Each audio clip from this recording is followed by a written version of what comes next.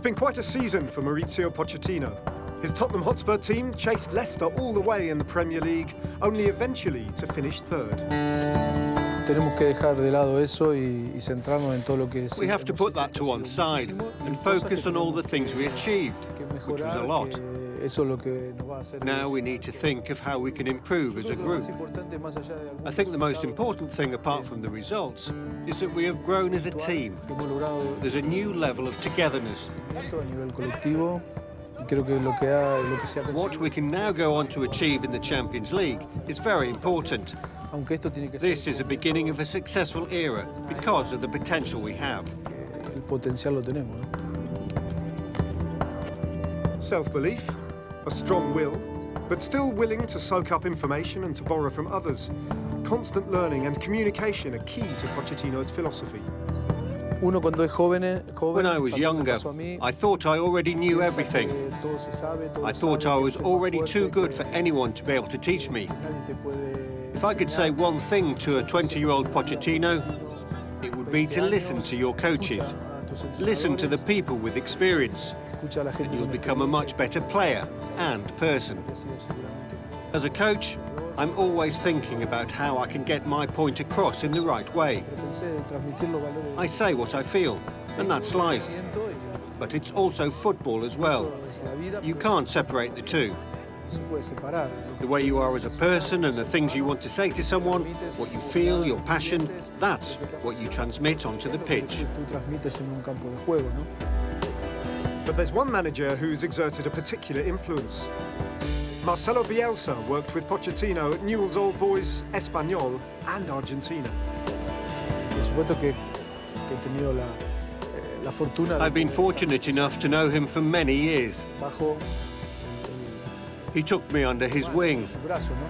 When you're a player, you experience the benefit of so many different coaches throughout your career. There is always something that stays with you from each coach. It was Marcelo who I spent the most amount of time with, so he had the most influence on me.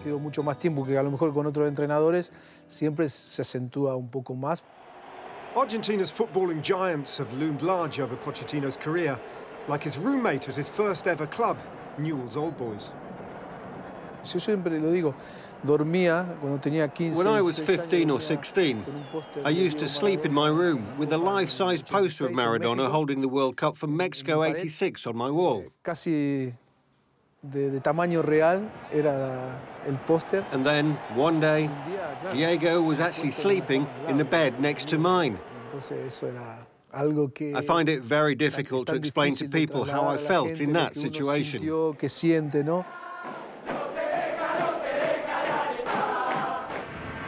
After leaving Argentina, Pochettino's career led him to Espanyol, Paris Saint-Germain and Bordeaux. And it was his old mentor Bielsa who helped him fulfill his dream, taking Pochettino to Japan and Korea in 2002. My first memory of a World Cup is 1978. I watched the games on a black and white television. I was 6 years old and I lived with my grandma. I remember quite a lot considering. I remember seeing the ticker tape that was flying around. And to play in the World Cup, that was obviously a dream too. To be selected to represent your country is such a huge honour. I remember my first match, we played against Nigeria, and we beat them 1-0 with a goal from Batistuta. I wanted to tell everyone I knew about my experience. But he's often reminded about one controversial moment at the Sapporo Dome. The positive thing is at least people know who I am because of it. They say, who is Pochettino? Oh, he's the one who fouled Owen for the penalty.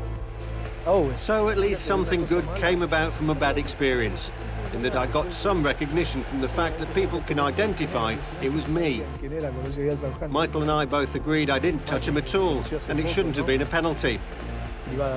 We discuss this in private, obviously, not in public. He knows I didn't touch him, but publicly he has to say yes. Yes, I touched it. Now the Argentinian has made England his home.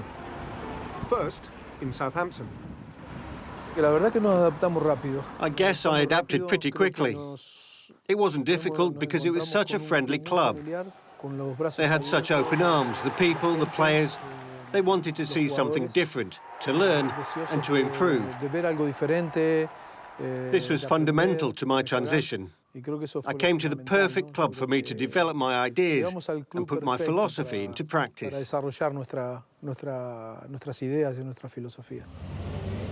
Then, after 18 months, to London.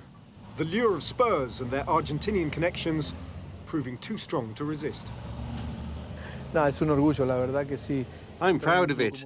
A club like Tottenham represents Argentinian players who have left their mark here.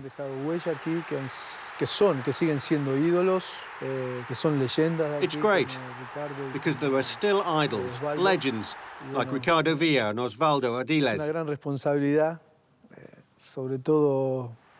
It's a huge responsibility, not only on a professional level, but a personal level, following, protecting, and caring for the legacy that they have left here.